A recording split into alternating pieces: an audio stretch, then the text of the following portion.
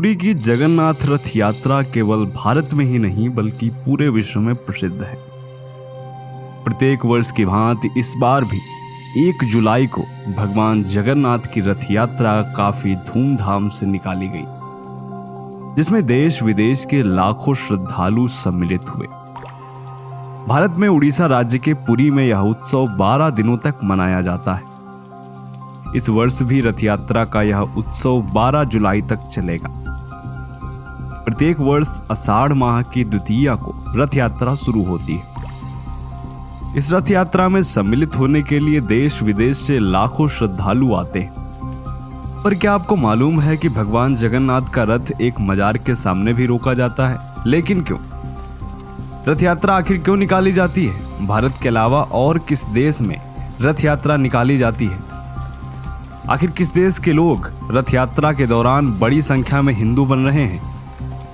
यह सब जानने के लिए बने रहिए हमारे साथ वीडियो के अंत तक। नमस्कार, स्वागत है आप सभी का द साइंटिफिक हिंदू पर और मैं हूं आपके साथ आपका दोस्त धीरेन्द्र।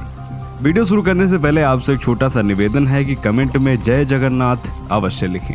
मित्रों, अमेरिका के फ्लोरिडा का एक वीडियो सोशल मीडिया पर इन दिनों काफी वायरल हो रहा है, जिसमें विभिन्न देशों के श्रद्धालु भगवान जगन्नाथ का रथ खींचते हुए नजर आ रहे हैं। इन भक्तों को भगवान कृष्ण की स्तुति गाते हुए और नाचते हुए देखा जा रहा है।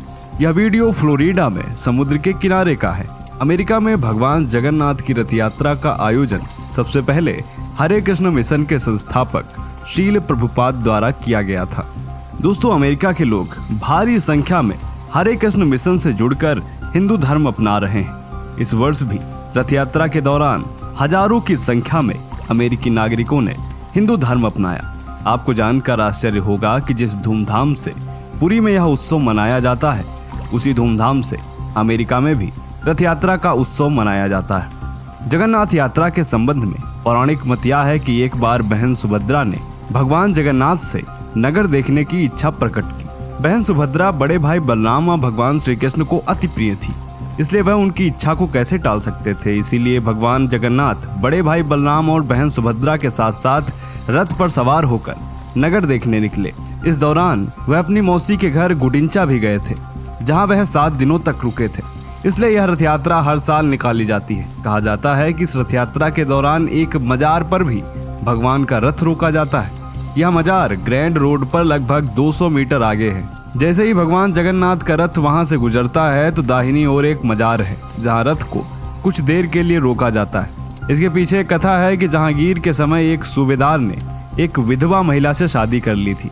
उसके एक पुत्र हुआ जिसका नाम था साल बेग। साल बेग बचपन से ही भगवान जगन्नाथ का भक्त था, लेकिन मुस्लिम होने के कारण उसे मंदिर में प्रवेश नहीं मिलता था। साल बेग काफी दिनों तक वृंदावन में भी रहा। एक बार वह रथ यात्रा में शामिल होने के लिए उड़ीसा आया तो बीमार पड़ गया। इसके बाद सालबेग ने भगवान जगन्नाथ को मन से याद किया और एक बार दर्शन की इच्छा जताई। इस पर भगवान प्रसन्न हुए और उनका रथ खुद ही सालबेग की कुटिया के सामने रुक गया। वहां सालबेग ने भगवान की पूजा अर्चना की। इसके बाद रथ आगे बढ़ा। तब से यह परंपरा चली आ रही है। रथ यात्रा के लिए बलराम, श्री कृष्ण और सुभद्रा देवी के लिए 3 अलग अलग रथ निर्मित किए जाते हैं। रथ यात्रा में सबसे आगे बलराम जी का रथ, बीच में देवी सुभद्रा का रथ और सबसे पीछे भगवान जगन्नाथ श्री कृष्ण का रथ होता है। इन तीनों रथों को उनकी ऊंचाई और रंगों से पहचाना जाता है। बलराम जी के रथ को ताल ध्वज कहते हैं, जिसका रंग लाल और हरा होता है। देवी सुभद्रा के रथ को दर्प दलन या पद्म रथ कहा जाता है, जो काले और नीले रंग का होता है।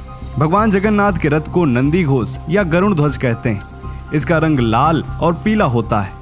भगवान जगन्नाथ का रथ 45.6 फीट ऊंचा, बलराम जी का रथ 45 फीट ऊंचा तथा देवी सुभद्रा का रथ 44.6 फीट ऊंचा होता है। यह सभी रथ नीम की पक्की लकड़ी से बनाए जाते हैं, जिसे वहां की भाषा में दारू कहते हैं। खास बात यह है कि इन रथों के निर्माण में किसी भी प्रकार की कील या कांटा या अन्य किसी धातु का प्रयोग नहीं किया जाता है। रथ बनाने के लिए लकड़ी का चयन बसंत पंचमी के दिन से शुरू होता है तथा रथ निर्माण अक्षय तृतीया से प्रारंभ होता है। इसके बाद आषाढ़ माह की शुक्ल पक्ष की द्वितीया तिथि को रथ यात्रा आरंभ होती है। ढोल, नगाड़ों, तुरही और शंख ध्वनि के बीच भक्तगण इन रथों को खींचते हैं। माना जाता है कि जिन्हें रथ खींचने का अवसर प्राप्त होता है वह महाभाग्यवान होते हैं। पौराणिक मान्यता के अनुसार रथ खींचने वाले को मोक्ष की प्राप्ति होती है। जगन्नाथ यात्रा नगर से होते हुए गुडिंचा पहुंचती है। यहाँ भगवान जगन्नाथ व बलराम तथा देवी सुभद्रा 7 दिनों तक विश्राम करते हैं। गुडिंचा मंदिर में भगवान जगन्नाथ के दर्शन को आड़प दर्शन कहा जाता है। यह भगवान जगन्नाथ की मौसी का घर है। आषाढ़ माह के 10वें दिन पुनः सभी रथ मंदिर की ओर प्रस्थान करते हैं। जगन्नाथ मंदिर वापस पहुंचने के बाद भी सभी प्रतिमाएं रथ में ही रहती हैं। देवी देवताओं के लिए मंदिर के द्वार अगले दिन एकादशी को खोले जाते हैं। तब विधिवत स्नान करवाकर वैदिक मंत्रोच्चार के बीच देव विग्रहों को पुनः प्रतिष्ठित किया जाता है। समुद्र किनारे बसे पुरी नगर में होने वाली जगन्नाथ रथ यात्रा उत्सव के समय आस्था व विश्वास का जो भव्य वैभव और विराट प्रदर्शन देखने को मिलता है वह दुनिया में और कहीं दुर्लभ है। तो दोस्तों, यह वीडियो आपको कैसा लगा कमेंट करके बताएं। मिलते हैं आपसे अगले वीडियो में, तब तक के लिए जय हिंद, जय भारत, वंदे मातरम।